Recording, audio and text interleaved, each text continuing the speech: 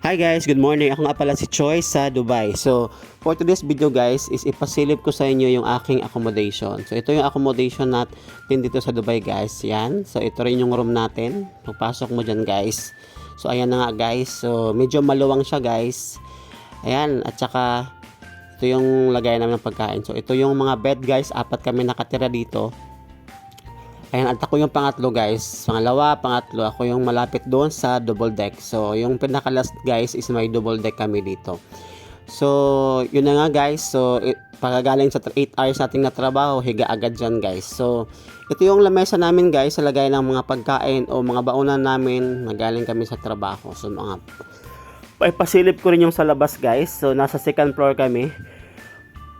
Papakita ko lang yung sa labas namin. Ayan. So, ito yung labas namin guys. Nasa main highway kami guys. So, malapit. So, after ng duty guys, 8 hours, pwede kayong maggala-gala. So, may malapit na nito sa mga park. So, kahit pagod na sa trabaho guys, kailangan pa rin kumayod kasi kailangan kumita dito sa Dubai. So, yun nga pala guys, 8 hours lang yung trabaho guys.